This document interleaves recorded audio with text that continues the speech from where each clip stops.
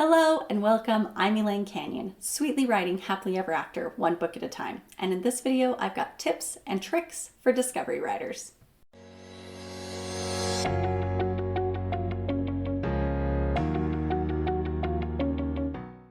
Have you ever heard the advice that once you've finished drafting your novel, you need to cut 40 to 60% of it? If you're anything like me, that advice was completely and totally demoralizing. You looked at it and said, well, great, now my 40,000 word document is going to be 30 to 20,000 words. That is one of the worst things that you can tell an underwriter. However, cutting 40 to 60% of your manuscript is exactly what an overwriter needs to hear. This is the same as saying plot your novel is what an outliner needs to hear, but it's the wrong thing to tell a discovery writer. It won't help them. So what exactly is an overwriter and what is an underwriter, and how does this all apply to discovery writing? An overwriter is someone who naturally writes more than they need for their story and can actually use in their story. A good example of this is somebody who goes into high depth details about parts of their world that have no significance to the plot whatsoever. An underwriter is someone who naturally doesn't write as much as their story needs. An example of this would be not giving enough of the world building description into the story, or enough character description into the story. Giving what we often call or hear called interiority, what the character is thinking and feeling. I often call this white room syndrome when I'm talking about how I write, because I am an underwriter. I write characters and white rooms who talk to each other because the story is coming to my mind so quickly that tends to be all I get down on the page. Now, a common misconception that you will see applied to underwriting and overwriting is that underwriters are people who prefer short stories and that overwriters are people who write massive manuscripts like the Brandon Sanderson size books of 400,000 words. That is not true. I am an underwriter and have consistently written more than 80,000 words in the last several stories that I have drafted. And none of that was forcing words. None of that was trying to figure out how I could fit more into the story. They were how long the story was when it told itself to me. Now, as an underwriter, that tells me that the final draft will probably be longer because I know I have to go back in and add a lot of things to it. But that doesn't mean that I don't love flash fiction and I don't love short stories and that I still write both of those and enjoy both of those. Overwriters are going to be the exact same way. I know overwriters who love flash fiction, and I know overwriters who love short stories and have never written a novel in their life. Now, neither of these are wrong. It's just how you naturally approach writing and understanding how to work with it. The same way that an outliner or a discovery writer is not wrong.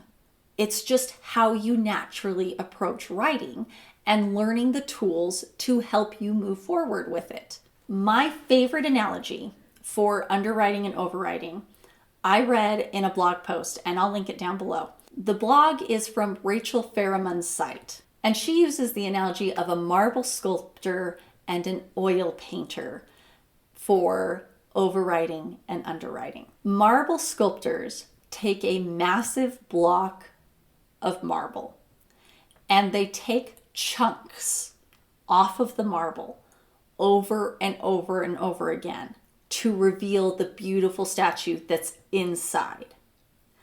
An oil painter, and I'm going to add acrylic painter because I am an acrylic painter, they go about it a different way.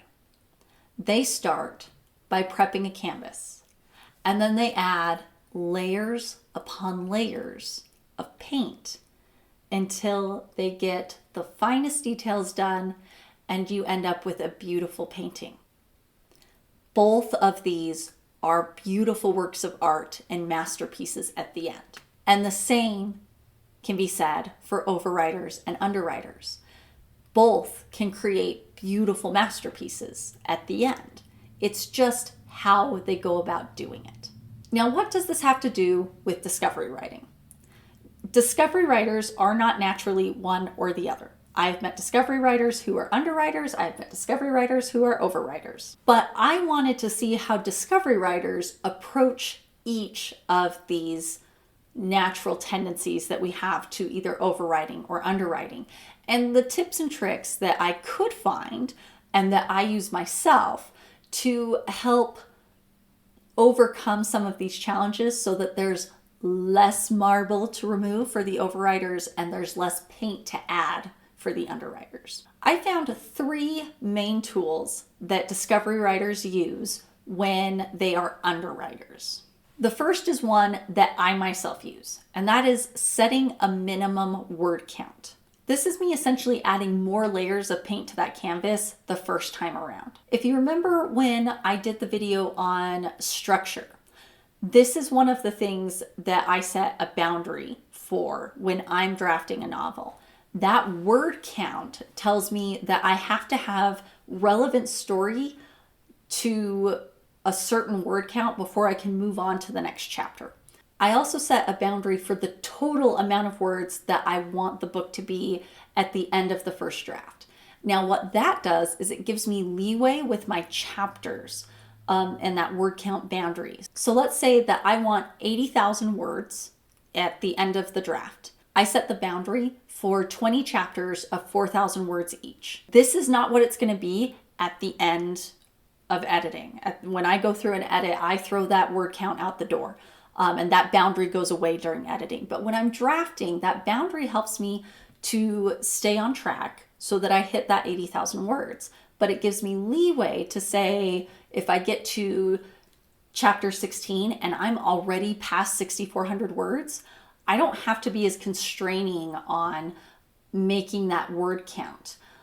I also know that 4,000 words is a pretty easy chapter count for me to get to. So if you are going to use this technique, don't set the chapter count so high that you can't get there. I know personally from my time writing up to this point, 4,000 words is about what I average on a chapter anyway, anywhere from 35 to 4,500 words. I have had a few chapters go long. I've had a few chapters be shorter, but for the most part, I average about there.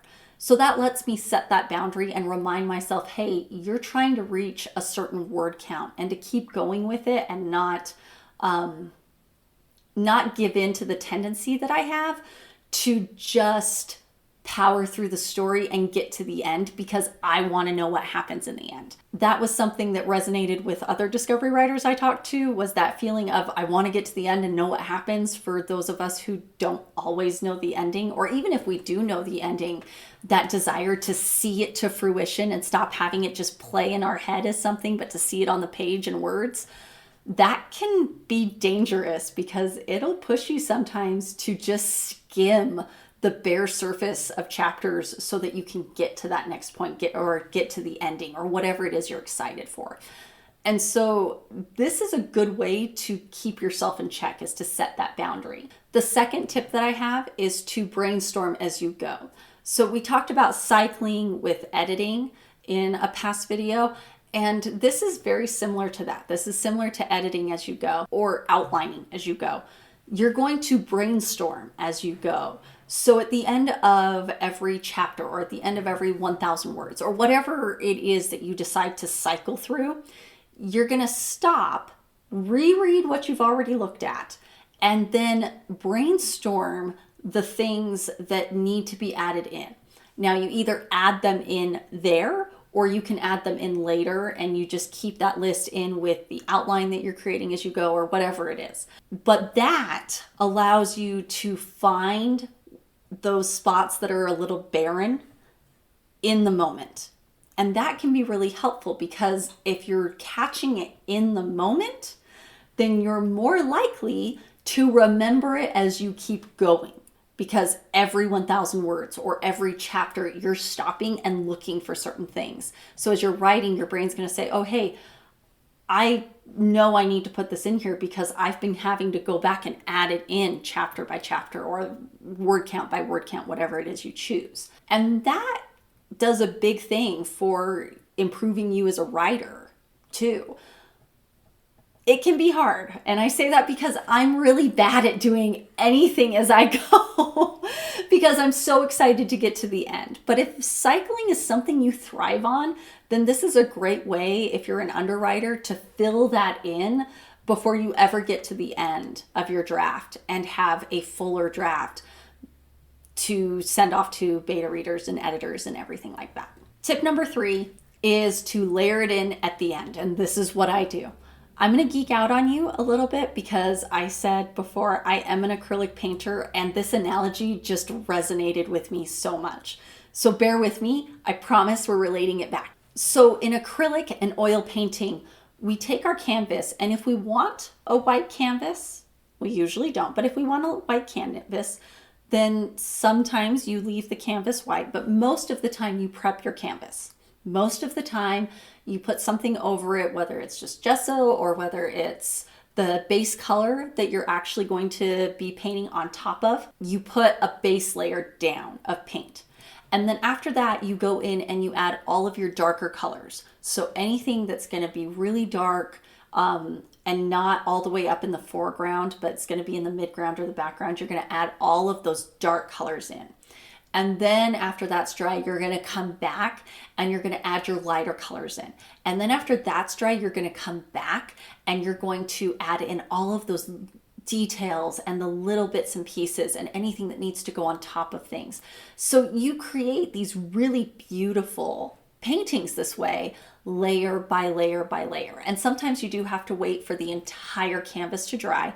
And other times you just have to keep adding on top of it. And that blending of paint is part of the masterpiece you're creating. So to come back to writing, this is the same way that you would reverse outline. You're going to come back to the manuscript after you've drafted it all the way through. And you're going to have specific things you're looking for as you go through it. And you're going to be adding those in layer by layer. Now, on my shorter stories, I have gone back through and added layer by layer. But for the most part, what I'll do is I'll layer by layer in a chapter. So I will go through that chapter because it's usually only about 4,000 words. And that's a much easier bite to take than an 80,000 word document. But just chapter by chapter going through and saying, okay, I'm going to add in character description. And now I'm going to go back to the beginning of this chapter and I'm going to add in setting description. And I'm going to go back to the beginning of this chapter and I'm going to add in the next thing that I know that I'm struggling with in this draft. Adding those in after the fact is, for me, a much easier thing to do, especially because I'm already having to go back and fix things anyway. I write too fast. I have to get to the end. I have to know what happens. It's compulsive. And so things get left out, and that's okay. I'm okay that things get left out because I'm okay to come back and add them back in and to fix the parts of the plot where I knew it broke. Like I knew, oh, that's broken. That has to be fixed at some point. I'm okay to let that go most of the time, unless it's super really broken. If it's super really broken, then I will go back and fix it immediately because that's compulsive. But it's easier for me to just let it go and get to the end of the story and find out how it ends, because that helps me go back to the beginning and find those things that needed to be layered in. All of the foreshadowing that needs to go in, I can't add that in until I get to the end and know what happens so that I can go back and add that foreshadowing in. So layering everything in after you finish the first draft is, I will grant you, it takes time. I'm not going to lie to you. This is time consuming. But it does create some really cool stories because you've written the book all the way through. You know what's going to happen and you've seen these characters come to life. And so you can go back and add things in to make it really fun for the reader because now you know what happens at the end. It's a lot of fun. I like layering things in at the end. Probably has a lot to do with the fact that I like acrylic painting and I think it's fun to paint an entire canvas black and then come back in and add the next thing and the next thing and the next thing until I've finished a painting and I've spent 12 to 16 hours with this one little canvas. I get a lot of joy out of watching the picture come to life that way. And I get a lot of joy of watching my stories come to life in the exact same way. Now, I talked a little bit about the things that I have to go back and add myself personally. I found that when I talked to other discovery writers and when I was looking online to find blog posts and other videos about underwriting and overwriting, there were two main things that everybody went back to when they said underwriters needed to look for these things. And I agree, because as an underwriter, these two things are things that I definitely always go back in and add after the fact. The first is everything sensory. What does your character see? What do they hear? What do they smell? What do they taste? What do they experience? Where are they? What does it look like? What does it feel like? Where are they moving inside of the space? Are they sitting? Are they standing? How is it engaging with them? How are they interacting with the people around them? All of that sensory stuff, that often gets left out. And that includes your setting. That includes the world that they're in. That can include the magic system, because that's part of your sensory experience. All of that kind of thing are things that you want to make sure that you bring back into your story, either as you go or layering it in at the end. That's important stuff that helps make the experience real to a reader. Next is interiority. Now, interiority refers to your POV's personal take on what's happening, how they feel about it, their emotions regarding what's going on, their opinions regarding what's going on in the story, in the plot, the setting around them. All of that is interiority. Their mood, how the setting's affecting it, how they feel, how they don't feel. That sort of thing reveals a lot about the character to the reader and helps to make them a real person, someone that your reader can relate to and want to get to know more about. In a nutshell, it's deepening the POV. And so it's normal as an underwriter, myself included, to lose this, especially when you're writing so quickly because you just want to get to the end. And that's a common thing for discovery writers.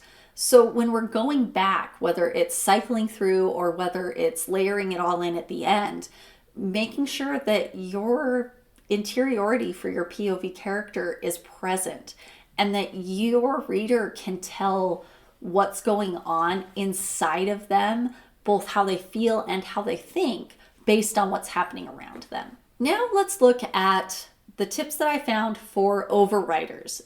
I will admit this was the most amount of research in this video, and it's because I'm not an overwriter and I don't have anything to bring to it personally.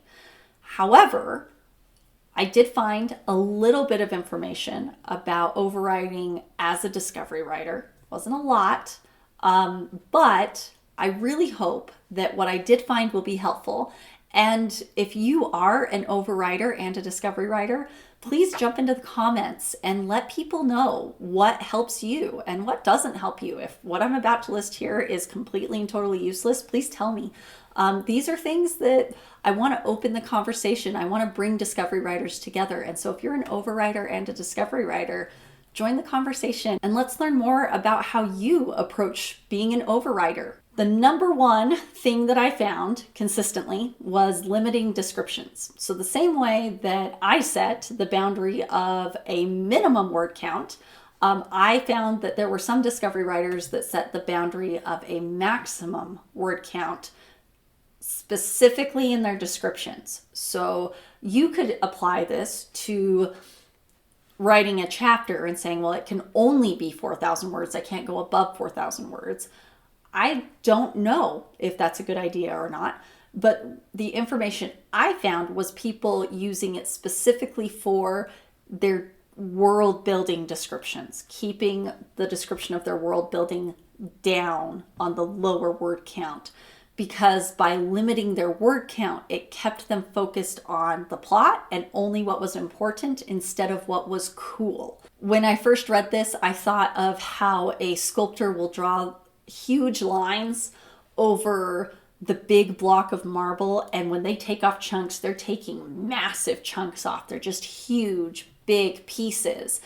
And I liked to think of it that way, that the overwriter could probably write that big, massive chunk, and by setting that word count maximum, that they're taking that big chunk of marble off so that they can start drilling down into the actual shape of the story. The other thing I found, and I didn't find as much of this, but I did find it consistently, and so I decided to include it in the story, was to watch for inner monologue. And always analyzing if that inner monologue was helping push the plot forward or holding it back. This one makes a lot of sense to me because there is a time and place for the interiority that an inner monologue can provide. But if there's too much inner monologue, you definitely lose your readers. So this would make a lot of sense to me if you were an overwriter digging into when you see as you're writing, and you could cycle through and look for this, or you could look for it as you come back to the beginning. And as I layer things in as an underwriter, you would be taking off chunks of marble as an overwriter. You could look through all of those inner monologues, whether as you're writing it or going back through it, and determine through there where words might need to come out.